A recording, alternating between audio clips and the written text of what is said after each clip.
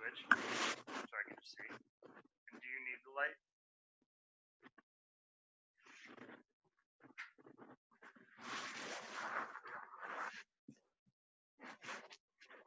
Nope.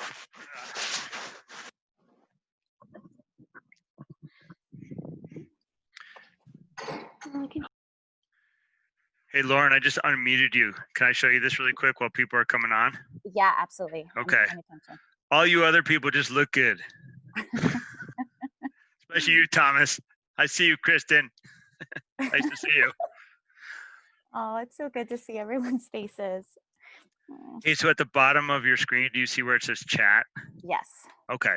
And so I'm just going to show you. I'm actually just going to chat to everybody. Not everyone will see it if they're not looking.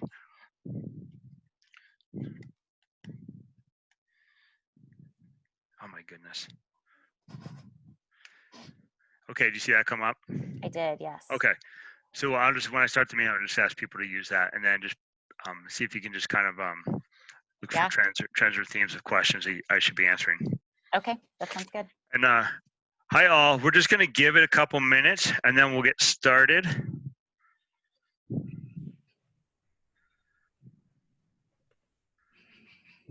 And Doug, you're not taking questions as they come. There'll be a specific time for it. Give it a 30-second window at the end, and my back's gonna be turned. 30 seconds, this is a ton of time. Yeah, maybe I'll go with 20. So, and then I'm gonna answer all questions with a question. This is my strategy.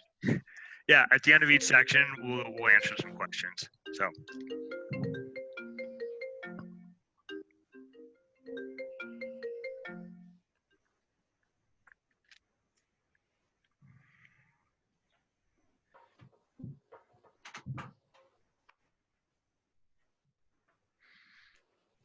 Brent just tried to call us. Oh,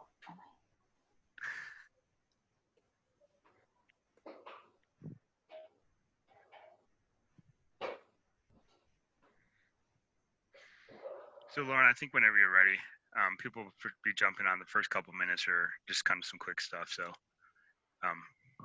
just whenever you're done with your phone call, you can start us. And what does that do? Hi, Ben.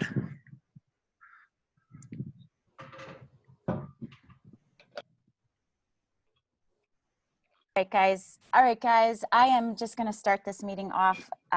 We thank you all for taking time out of your day today and all the roles that you're juggling right now to be a part of this meeting. And so just a real quick introduction. My name is Lauren Thompson. I am the PTO president at Riverview, and I am officially calling this meeting to order.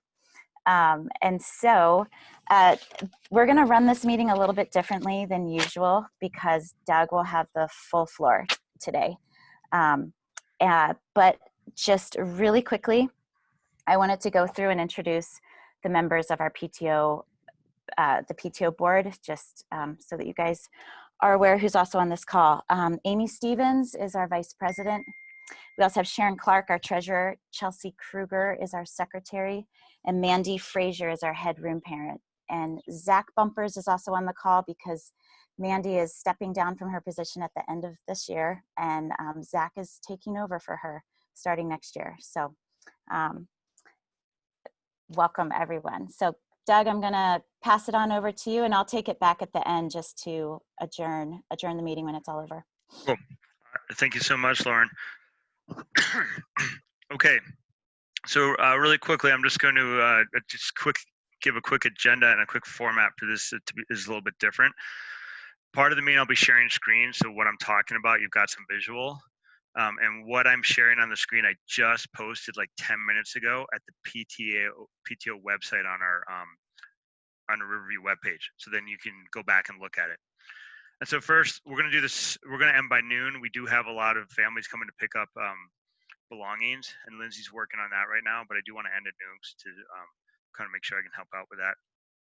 And so today, I want to just talk about a few things. The big stuff is going to be a little bit about the budget, and then a little bit more about staffing and what next year might look like.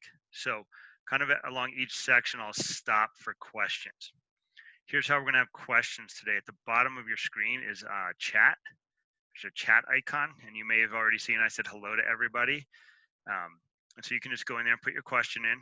Please, it'd be nice if you do it to everyone so everyone can see the question, so there's not necessarily repeats of questions, or somebody can add on to the question. And Lauren's going to monitor that. And then at the end of each section, she'll just kind of give me like, here's some questions we'd like you to address. Right?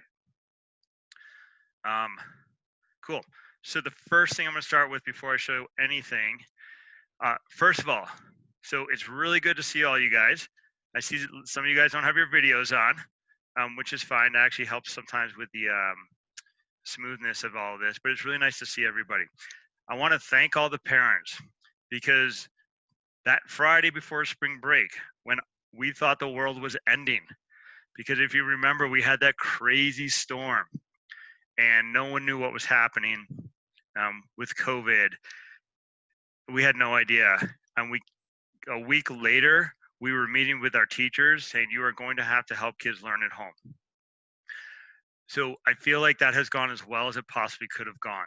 I think the number one culprit of success is the kids. It's been really amazing to hear the stories about how the kids have stepped up and owned their learning. So I know this isn't 100% all the way through, but it is a lot of kids. And so thank you to your kids. Please make sure they know that they owned it and they did a great job. The second is the parents, because I know that is a huge piece in this as well. Many of you guys are working all sorts of things in your lives and trying to support your child's learning at home. I feel like our teachers have done a really nice job with that. And so I hope that we have been able to provide supports for you to support your child. But it has gone as well as can be expected. So I'm not going to get too far into this for next year. Obviously, this is a possibility. We have learned a lot, and I can talk a little bit more about that at the end. Okay, so that was my first section. I don't think I have any questions. Is that right, Lauren? Okay, so here's what I'm going to do. We're going to talk a little bit about budget. I'm actually going to show some stuff on the screen. So, hang on. Okay. So I'm just going to talk just for a few minutes about the general budget process and what lands at the school door for decision making. The first thing I would like folks to know, if you're not already aware, there is a public budget meeting tonight at 5 o'clock. I think it's scheduled for 2 hours. You can link to it at the website, at the district website. It is a Zoom format, and it will probably be really informative because it will talk a lot about funding structures, where we get our money, but more specifically, Sam Gallagher, who is our finance director, will share with you kind of the realities of our budget. So I'm not going to get into all those details. That's it's pretty detailed. She'll provide pretty good detail tonight. So there was also a school board meeting. I want to say it was May 12th, where Sam did about a 45-minute presentation, and you can go back and look at that too. But tonight we'll be more informed because we have more information. So the short of it right now is that we will not have as much money for next year that we thought when we were heading into spring break. So here's kind of basically what happens. The district is given funding information from the state. We also have local supports such as the mill levies, things like that. There's a federal IDEA, which is SPED money. There's state SPED money. All that kind of joins it up to be our general fund budget. Ours, do not quote me on this. I know we're recording this, but do not quote me. I think ours lands, before all this, I think ours was landing around 60 million. But we'll get more information on that tonight. So at a district level, then we have to start making decisions about where all the money goes. Most of it goes to staffing. I think we're like 83% of our budget is staffing. And so that encompasses all staff, not just teachers, all staff. There's other operating costs too, facilities, transportation, building operating budgets, things like that. So ultimately what happens is Dan Snowberger and our exec team, but ultimately Dan presents a budget to the school board and they approve it. And so within that budget is staffing levels. And so Riverview receives a staffing level out of this. That is then where it becomes school decision making. And so this is what I'm going to get into in just a second, what our staffing level is and kind of what the decision making looks like.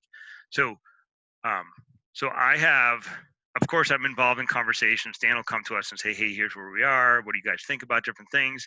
But those are district level decisions. So I'm going to just kind of pause there. That's the general process, and see if there's any questions. And Lauren, I can see you, so you can just thumb me up or down. So the thumb up is go forward. Okay, cool. All right, so let me talk about where we are in our staffing levels. So okay, this is super general, you guys, and I can get into more detail with folks who are interested afterwards. And also know I spent some time with our PTO exec team going through some of this stuff a couple weeks ago. So our 2021 FTE, that stands for full-time equivalency. So that would be 1.0 FTE is a full-time staff. So for our certified staff, prior to COVID, we were staffed at 30.6 teachers. So this is just teachers. This does not include special education staff. So, and I'll talk about that. So this is how we basically had it lined up. 21 general education teachers. This was going to include a 4-track at 5th grade, a 4-track at 1st grade, and a 4-track at kindergarten. Our 5th grade next year is like 93, 94 students. So it's a lot of kids. 4 specials teachers, PE, art, music, and this does include our K4 science programming, which is represented by Charlie. 2 emotional supports, which is our counselor and our mindset and behavior. This does not include, but we still receive these supports, a social worker who we had this year at 0.6, La Plata Youth Services Restorative Justice facilitator, that was Joanne Hibbard. She was about 0.3, and a school psychologist who is about 0.5. So these are all supports that within our social emotional programming. So this also, we had 3.6 of our FTE going toward intervention. That includes 0.7 for English language learners, a full FTE for advanced math and GT. It's actually not quite a full because this also includes some time in 5th grade with engineering. So that's kind of part of, we use a little of this for our science programming. And then 1.9 FTE for struggling students. That's K5 reading, writing, math. So here's where we are today. As a result of the changing budget, and I believe this number is pretty solid, but it is not rock solid. We're at 28.6 FTE for next year. So that is a reduction of two full teaching positions. So we have already made the decision at this point to reduce one of the SEL positions represented by the mindset and behavior position. Many of you are probably already aware of that. And if I have a little time at the end, I can talk a little bit about what we're going to be doing to support social emotional. So we still have to go down another 1.0. We're not sure where that's going to occur. And so we are going to hold off on determining how to use this 28.6 until we have a sense of our learning model next year. So we have pretty much hired up to this point. So I would not expect much of any new hires, but I also do not expect any more teaching staff reductions at this point, which is positive. But what I'm circling right here is a model where we are typically teaching kids all day long. What we're going to be doing in the fall, we do not know, and some of this may need to adjust to support our learning model, to support kids. And so, just so you guys are aware of that. I'm going to stop there, Lauren. There's no questions right now, but does anyone want to type in a question? Feel free.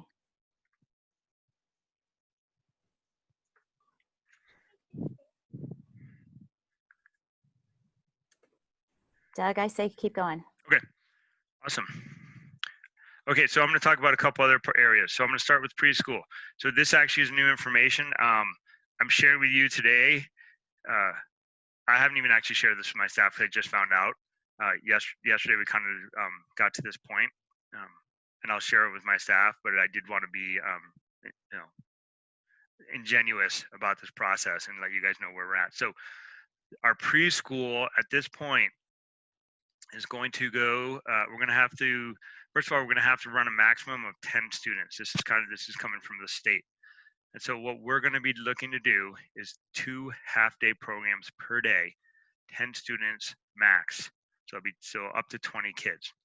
I know we're working on some childcare programming in the afternoon, so that if there's some families who need full day for economic reasons, we're going to try to provide that.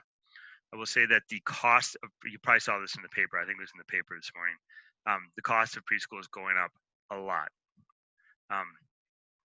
And so, but just for the conversation around FTE, this does mean we will run with 1 teacher. That means we have reduced 1 teaching staff in that program. So I will say that neither of those teaching staff are losing their jobs. So one of those 2 staff will be repurposed into our K-5 programming. We had the retirement of Erica Hupperts, which actually gave us a little room. With our 28.6 ceiling, we were able to maintain that staff member. And I don't know who it's going to be or what it's going to look like.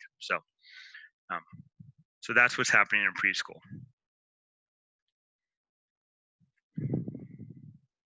All right, Lauren, I'm just going to kind of keep rolling. Awesome. Either people are tired, they don't understand a word I'm saying, or I'm actually being clear. Who knows at this point?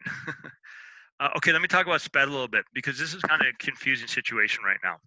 So I'm sure a lot of you are aware that we've had quite a reduction of our special education para staff. So little context.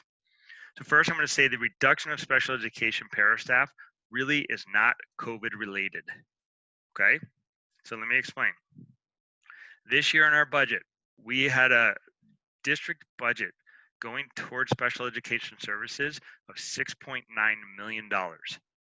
So we receive from the federal government and the state government for SPED funding about 1.7 million, and it's like 900 from one and 800 from the other. I do have the numbers. I just didn't want to get that detailed in this sheet right here. That means our general fund this year, subsidized our special education programming at a tune of $5.2 million. So it's a pretty heavy SPED load in our general fund. So one of the areas that we looked at was our para staffing. And so my understanding, sorry, my nose is itching like crazy, of course, when I'm on the video,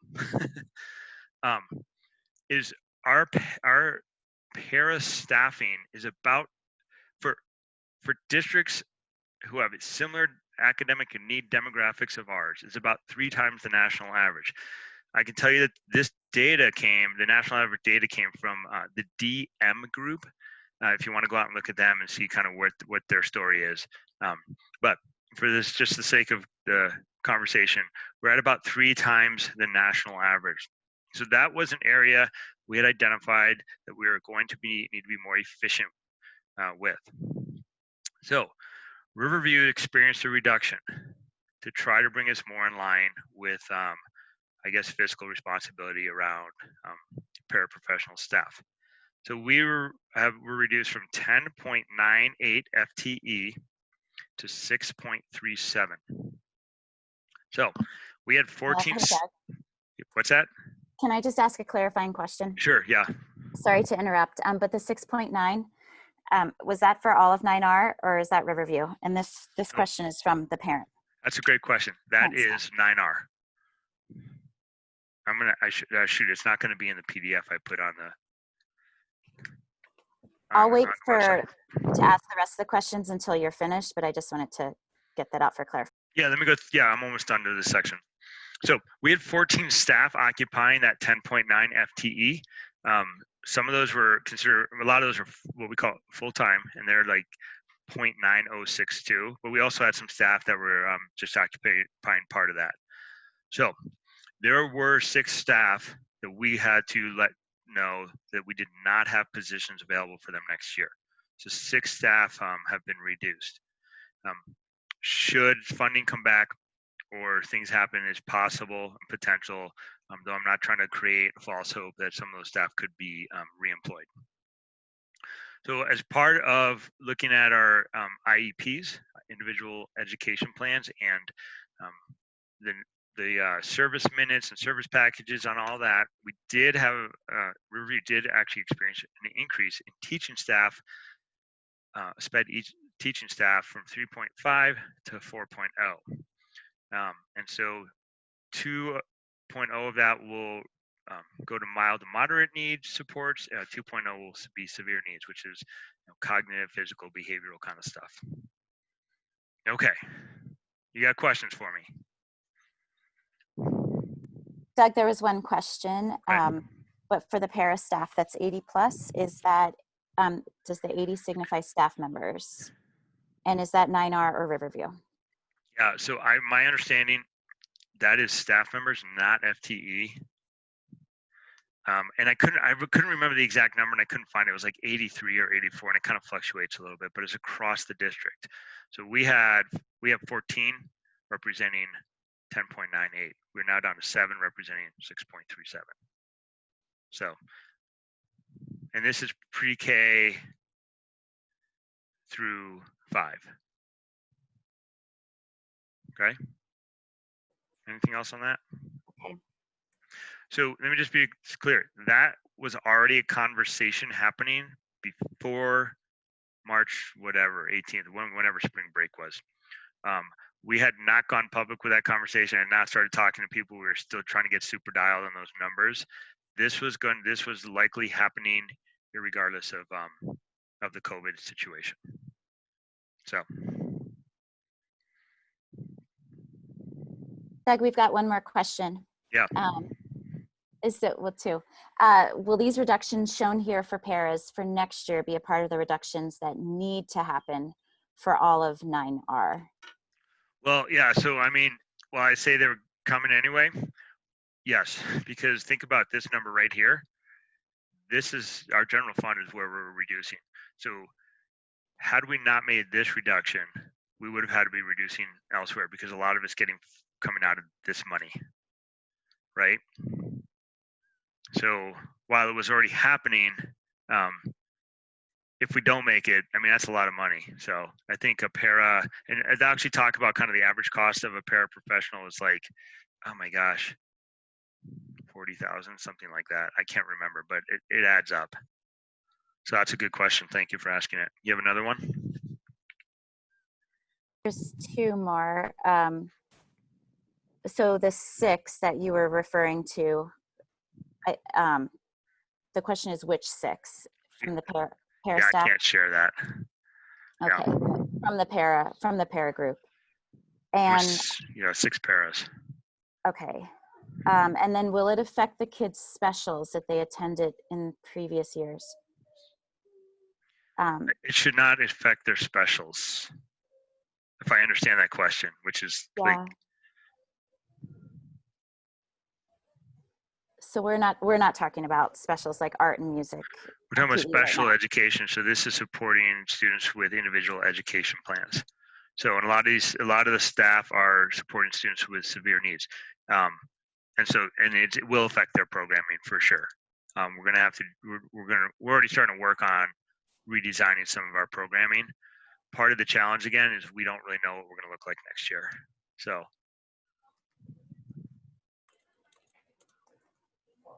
I see questions popping up.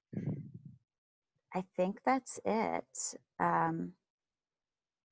Just making sure that these notes are available for review after. Cool. Okay. What's the RAVE website? From that was Brennan. I don't know what that is. Anyway, maybe he can put that on there. Maybe it's supposed to say RVE. That's Marcy. Yeah, she's. Okay. Anyhow, I'm gonna go on to the next thing. We're almost through, and then we can get to a little bit more kind of open conversation, questioning. 2 more things on this. just talk about classified. Classified staff are paraprofessionals, and they do different functions in our building. So the classified staff that I am responsible for is not custodial, not the kitchen staff. They're managed by other parts of our organization. Um, so we are reducing our classified staff from 5.3 to 4.99 FTE.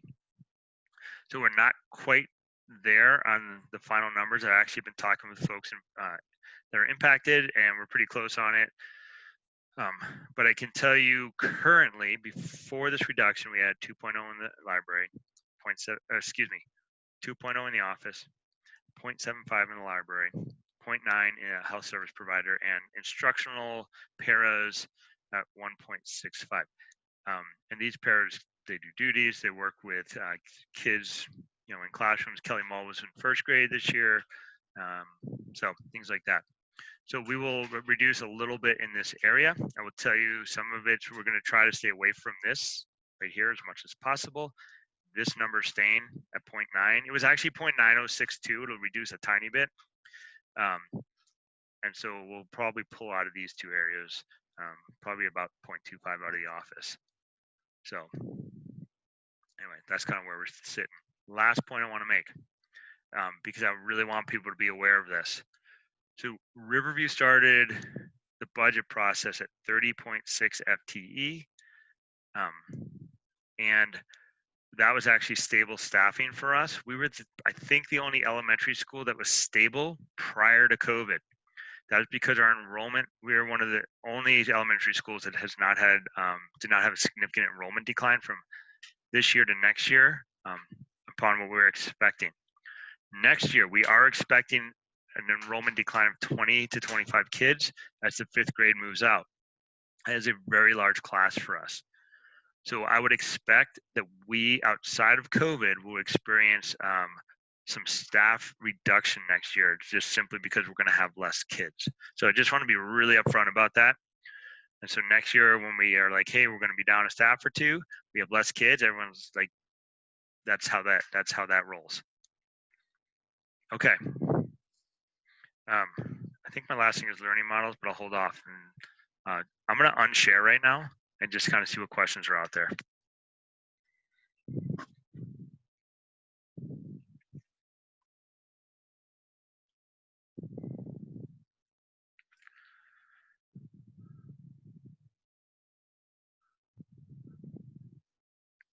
I'm actually going to start with one, Lauren. I'm looking at it too, and we just see if anything else pops up.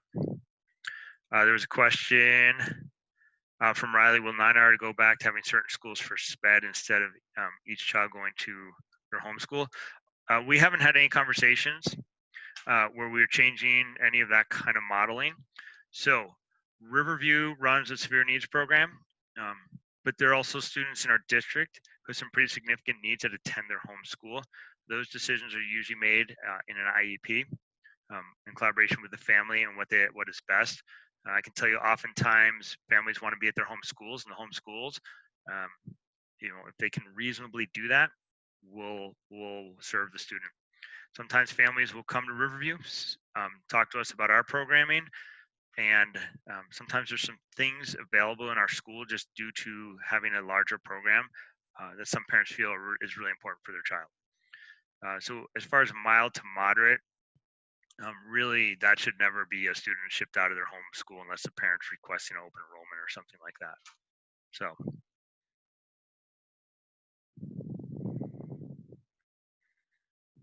All right. I'm not really seeing anything else. Are you, Lauren? Okay. All right, let me talk a little bit about next year and what I know. I'm going to reshare this. Okay. So first things, and you guys are probably aware of this, but I just want to make sure that we're all pretty clear in this. And this is my understanding of kind of how this is going to roll. So our school district is not making independent decisions about whether or not kids can be in our building next year or what that's even going to look like. So we have some other organizations that are guiding us. First, it starts with the governors and the governor and any executive orders around school, and can school be open or not, and what that may look like. Second is CDE. CDE actually just started coming out with some draft guidelines for next year. For example, one thing they've started with is 10 kids per class. So I know Kristen's like, whoa. I don't think that's where it's going to land. It is a draft start, but right now, because of the governor's order, I think the governor's order is no gatherings larger than 10 students. CDE can't really go beyond that. So you can see why we kind of want to wait until we start deciding how to use our staff, because planning 10 students per class is different than 15.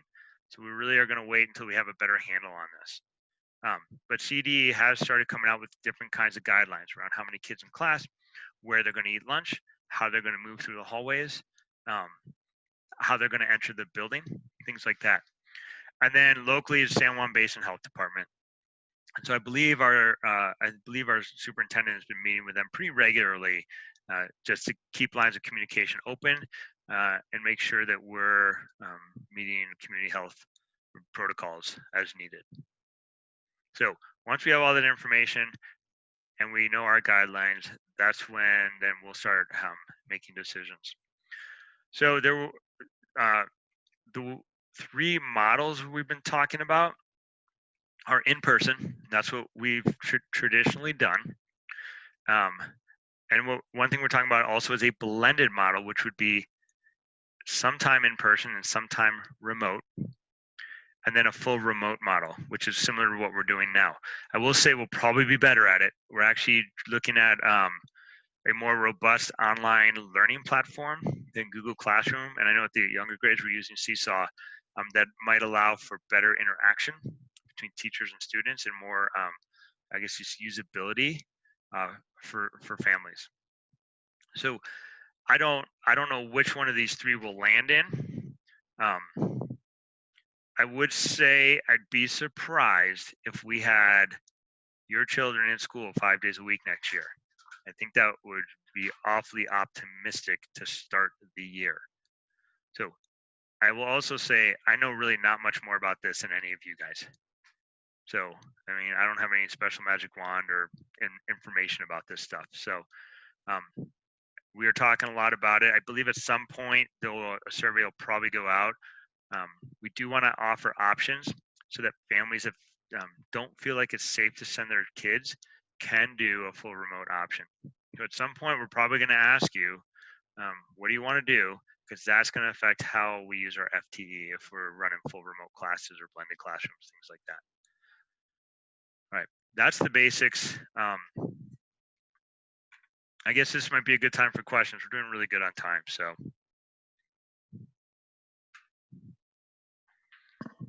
Doug, we have one question. How would you give advice or suggest we balance online time for kids with offline time? Yeah, if you could tell me that, it'd be great, because my daughter's over there on the computer right now. I think that's, so one thing we didn't do well this year that I think we need to do well next year in a remote learning environment. I don't think we gave very clear expectations or guidelines to families and kids. And so I think that's a great question. I don't know that I can answer it fully, but I think it's a question we need to answer. I will tell you, when we went remote, we really thought we were coming back. And so we're like, we just need to do this for 3 or 4 weeks. So that became kind of an expectation problem for us. I know what I do with my family. My kids are working in the mornings because that's when they seem to be working the best. We unloaded a lot of content around non-core learning for our kids. And we were doing a lot of like getting out in the afternoon with our kids, trying to get, my daughter loves art, doing art kind of stuff. And that's what I hear from a lot of families is they really kind of had to get pretty focused on some core things. I know with my children, if they had too much time on the screens, but they kind of got rough to deal with. So, or maybe their dad got rough to deal with. I don't know, one or the other. So, and I think what communication we had kind of put out was like maybe 3 hours a day, I think is what we were kind of suggesting to families. So that's not a super great answer. And our CDC guidelines or CDE guidelines published anywhere publicly? So yeah, so I actually, they are. I can probably, actually, I don't know how to find them in CD. That's kind of a hard website sometimes to get through. You might, maybe, I think when you go to CDE, I actually think there's a button that says COVID-19 information, and that might get you in there. I know that yesterday, okay, so here's a good website. It's called chalkboard.org. Here, let me show you guys this really fast. And that's where I found it, because Chalkboard, let me see if I can pull this up. Chalkbeat.org. And so you go to communities, Colorado. So this is actually a really good place to keep up with stuff, because what they're going to give you all sorts of articles. Here it is right here, because Colorado schools in the fall, 10 people per class, face mask, all this kind of stuff. And so it's probably going to have a lot of information about funding that's happening too. But this is where I found out. This is actually how I got this information. I was looking at this yesterday, and you can go in and click guidance, and it brought you right to all this information. So I mean, it's a ton of information. Chalkbeat.org, and then go to the Colorado one. That is a really good place to keep up to date on what's happening.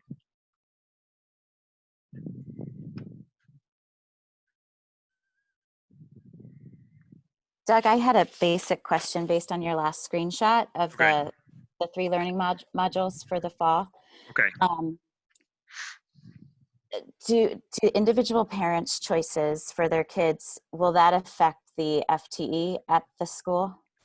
Here's what will affect the FTE is that if parents choose to go to other schools, if they go to like some online learning that's not a Durango school. We do have, actually Durango does have an online learning school called Colorado Connections. But we are actually, as a district, really concerned about this, because if a lot of families opt out of the district, that would mean ultimately further reduction of staff. When 83% of your budget is staffing, it's hard. I mean, we're looking in other areas to trim, but it can be hard. It can be hard to meet some of these budget expectations without looking at your staffing. And so that's part of the reason we want to do remote learning options. We want to try to meet families' needs, and to maintain our student enrollment. So. Okay, great. And just to clarify, so if a family chooses to do remote learning versus like whatever full time is at school, that would not affect the FTE. It would So only be pulling. Yeah, that student would be one of our students, and we'd receive funding for that. Okay, we have a couple questions. Is there a blend next year? Will there be class via Zoom for 3 hours a day on at home days?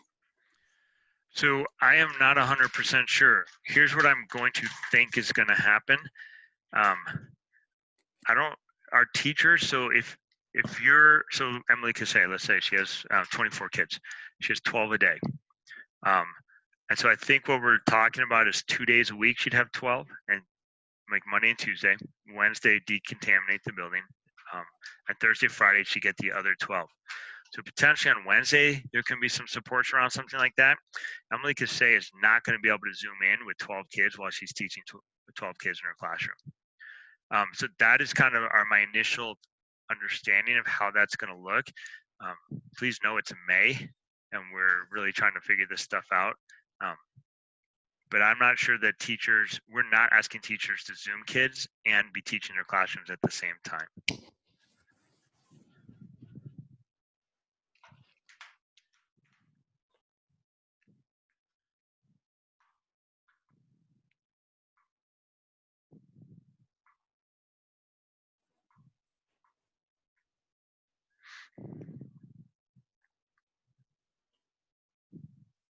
Okay.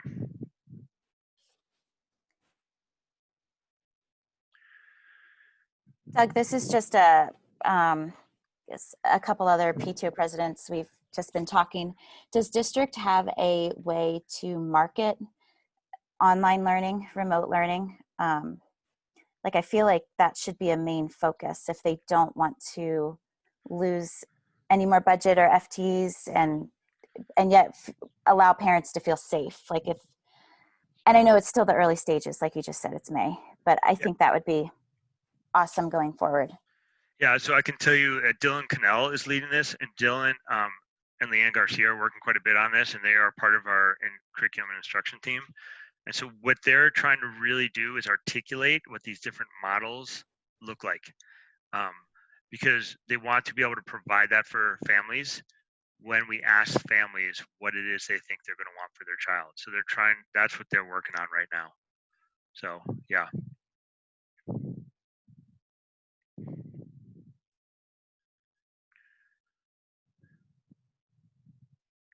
Yeah, I'm actually looking at this. I can do this too because I'm looking at it too, Lauren.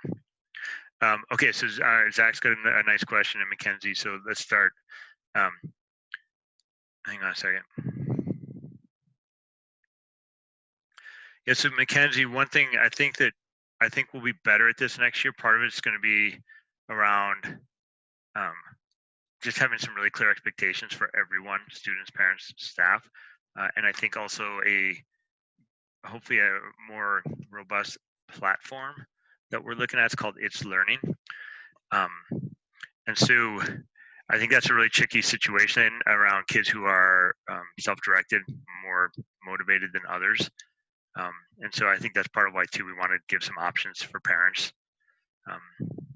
So I'm expecting that we'd be better at the remote learning environment. So I think that's kind of the best answer I can give it that for right now. And Zach, we've been talking about this idea of changing, and I think if like what we can't have is people bouncing back and forth between our models because it's a staffing issue. And so I think what will probably be a quarter by quarter situation, potentially by semester, but I have a feeling we're going to go quarter by quarter. So that parents are going to have to commit at least a little bit so we can staff it and get programs up and running. And then I'm looking at another question. Preschool is following a different model, half days instead of K5 concept of group A. That is my understanding. Preschool is looking at half day, not every other full day. And I still think it's running 4 days a week, but I actually didn't think to ask that.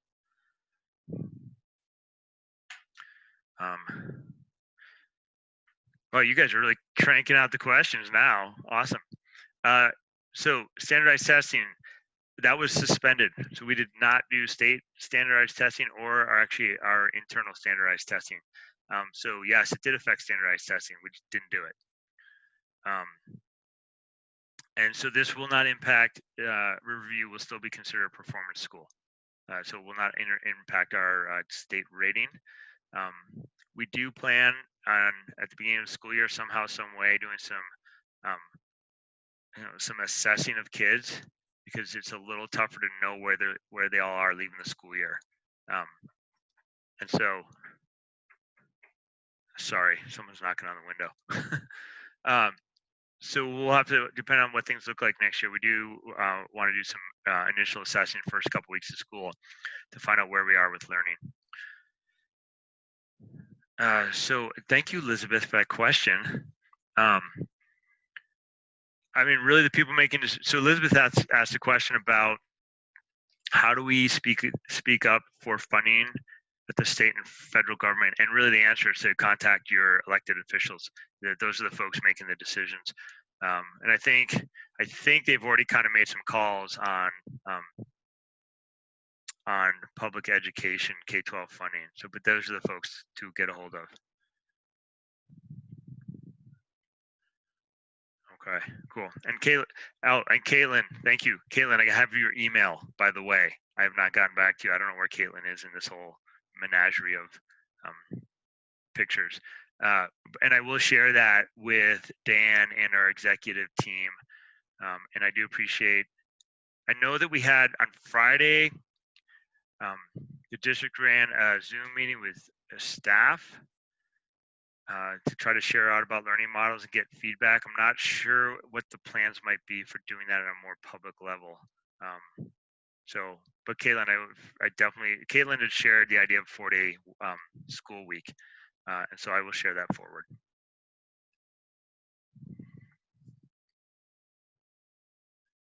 Okay. It's like, hang on, 11:45. I actually have a couple quick things that are not this that I can share really quick. I'll keep watching the chat room, and then, and if you have other questions, email me. I cannot say I'm the quickest at getting back on emails right now, but emailing me a question, and it'd be really helpful. I'll just call you, just and put your phone number in there, because then I don't have to go look for it, and we can talk more. So a couple things. So, and Amy, you had brought this up. So I don't know if folks have noticed, we are getting cameras installed in the building, on the outside of the building, and there are some planned for hallways at intersections. So no classrooms, no bathrooms. Please don't start that rumor, because like that rumor's already been out there. But we are getting cameras, and that is a Safe Schools initiative, and it is grant money. Safe Schools, I think it's federal money actually. So I know actually in light of like the budget, you're like, wait a second, how can we do this when that's happening over there? They're two kind of separate things. And this money already has come, and contracts are already rolling, and this stuff was already happening before all the COVID. So you may see wires hanging out of the building. In fact, you can, and just we'll be putting cameras in. And so the second thing is supplies. So this is something we had kind of been talking about, and something we're going to try to do as a school. We are going to try to supply our students via our operating budget. We feel asking parents, or the way we do, kind of creates a bit of an expectation that you've got to go out and buy supplies for your kids. People are welcome to do that, but we feel like it's a barrier for free and appropriate public education. There's a lot of families who this creates a lot of anxiety for. So we're going to try to do this internally. Part of the reason I bring that to you is so you will not see supply lists and things like that. We'll, at some probably end of the year communication, at some point, just let families know that we'll be working to do that here in school. And should this become too much of a task, we may come to PTO. Maybe we'll do a supply drive or something like that. But we really do want to remove barriers for some of our families. We also know these financial barriers are probably going to get tighter for a lot of families, and we do not want, we really don't want school adding to that load. So that is something we'll be doing. That was just two quick things. And then I see one last question here. Current online resources, I believe those are continuing through the summer. I know iReady is. I believe some of the other ones will as well. I actually don't know what the music is. Someone asked about music. I don't think we have an online music resource. Let Shannon put that together. Okay. We can post a list of them on our Facebook page. Nice idea. I'm going to say one more thing. Thank you, Jessica. I'm going to say one more thing, and then Lauren's going to close it. So it's been really cool. So yesterday we had preschool and kinder come through, and I was able to be out there for a little bit of time. I know we're about to get first and second grade come through. It's been really nice to see kids. And so please come through, honk your horns, yell and scream. Even if you don't have belongings, just come by and yell and scream at the teachers. Okay, they like it, they need it, they're used to yelling and screaming, quite honestly. Fifth grade, we put an email out, you guys. We wish we could do something more. I feel like we're actually kind of pushing the limits a little bit. But on Monday, we're going to have them come through. Krista Carpel's and Sarah, Charlie's mom, is organizing some fence decorating, and we're trying to have a little fun as kids are coming through and getting their stuff. So have a great summer. Yeah, spend time with your kids. So we'll be here. This is a strong community. I don't know what it will look like next year, but we'll be here. So Lauren, I'm starting to lose it. So you got to finish. I know. I'm like, where's my unmute button? I'm going to mute myself. Okay. No, Doug, we just appreciate it. I know one of the things I appreciate so much is, as a parent and just working in PTO, is how open you are to parent feedback and what we have to say. And so thanks for your transparency this morning and sharing what you were able to share. And yeah, just for freeing up your schedule to talk to us and give us a platform to ask you questions. So that means a lot. Thank you. And guys, like Doug said, if you have any more questions, go ahead and email him with your cell phone number, a way to contact you. And this meeting is officially adjourned. Hey, and I'll get it posted today. I'll try to figure out how to post this today. And Lauren, I'll get you the link, okay? That would be awesome. And I'll set it up on Facebook and the email list. Okay. Thank you, guys. Great. Have a really nice day. I'm going to end this thing. Great. Doug, we'll see you soon. Thanks, everyone.